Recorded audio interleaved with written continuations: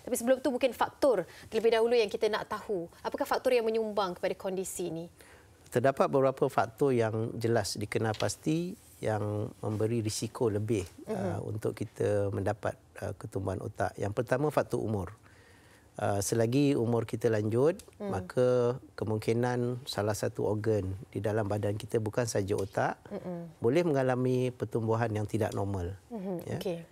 So yang ini boleh menyebabkan risiko ketumbuhan yang dipanggil secondary tumor. Jadi apabila umur kita lanjut lebih kurang dalam 50 ke atas, maka risiko untuk mendapat ketumbuhan terutama yang secondary itu lebih tinggi. Kemudian faktor yang kedua yang telah dikenal pasti adalah apabila kita pernah mengalami pencemaran ataupun pencemaran kepada pancaran radiasi. Namun kes-kes begitu tidak berlaku di Malaysia. Contoh di Hiroshima, apabila bom atom diletupkan, maka pancaran radiasi ini jelas membuktikan bahawa penduduk di Hiroshima mempunyai risiko mendapat ketumbuhan otak yang lebih tinggi berbanding dengan yang lain. Faktor yang ketiga adalah genetik. Ya. Walaupun bagaimanapun, faktor genetik ini agak terhad. Ada satu keadaan yang dipanggil inherited genetic syndrome, yang mana apabila pesakit atau seseorang itu mengalami penyakit sindrom ini, contoh yang kita panggil neurocutaneous syndrome seperti neurofibromatosis, dia ada type 1, type 2, ya. Dan kita ada contoh tuberous sclerosis, ya, von Hippel-Lindau.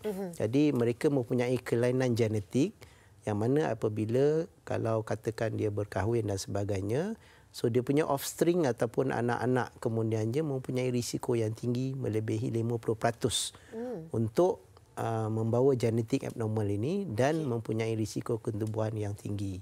So namun begitu, inherited genetic syndrome ini sangat jarang. Ada juga pesakit yang mengalami masalah immune system yang rendah. Contoh pesakit yang mungkin akibat penyakit tertentu, kanser dan sebagainya, immune system mereka rendah. Apabila immune system mereka rendah, mereka mempunyai risiko untuk mengalami ketumbuhan otak.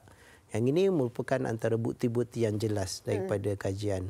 Tapi bagaimanapun terdapat beberapa fenomena ataupun teori baru, contoh kalau kita menggunakan handphone. Ya, so, saya selalu dengar juga. Adakah kita boleh mendapat risiko untuk mendapat ketumbuhan otak? Maknanya itu fakta? Itu sebenarnya teori. Namun begitu, sehingga kini tidak ada kajian yang jitu ataupun jelas yang dapat mengaitkan teori ini dengan penyakit ketumbuhan otak. Mungkin terdapat faktor-faktor environment yang lain. Namun kita masih memerlukan kajian yang jitu untuk pastikan bahawa ini adalah punca sebenar. Ya, betul. Sebab sokongan daripada faktor lain itu sangat kuat, baru boleh mengesahkan sesuatu perkara tersebut. Rentetan daripada itu, adakah faktor itu juga sama untuk kondisi kanak-kanak?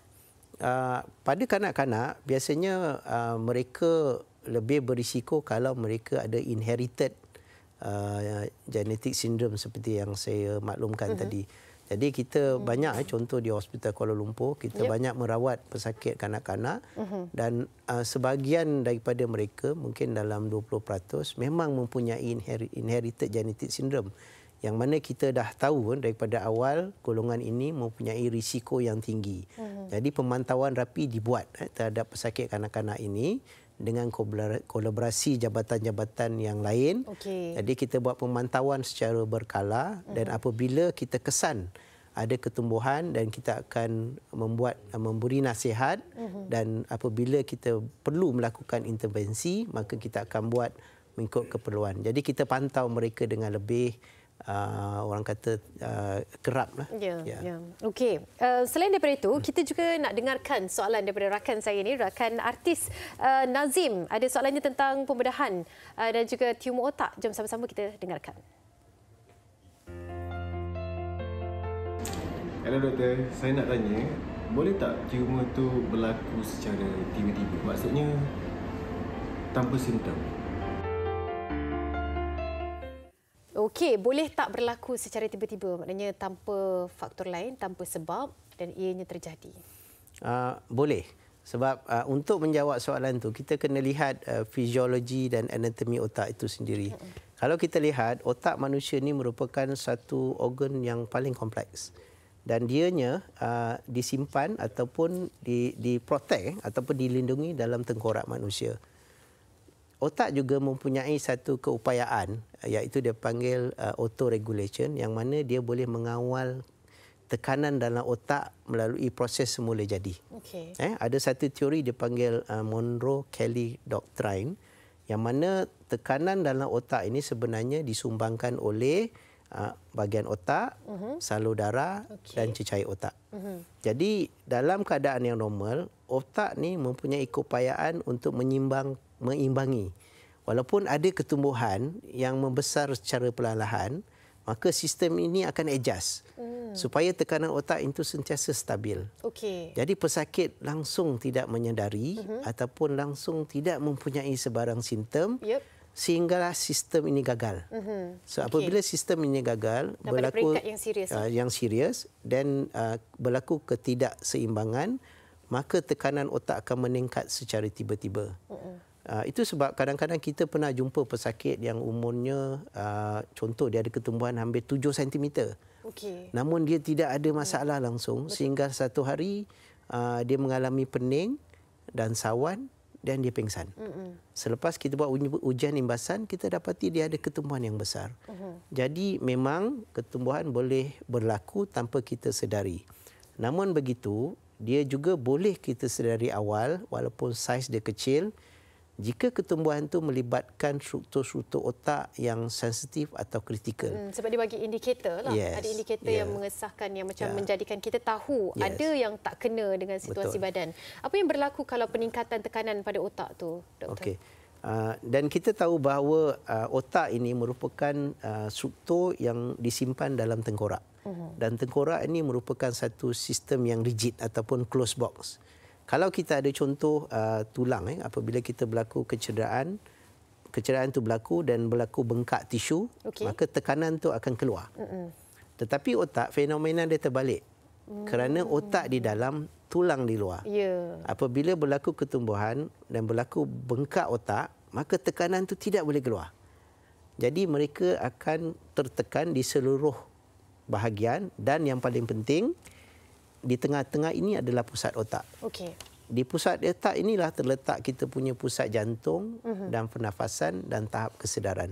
Dan apabila tekanan itu meningkat keterlaluan, maka otak tidak ada choice ataupun dia tertekan dan tekanan ini akan berlaku kepada pusat otak. Yang ini itu boleh yang menyebabkan dan kematian.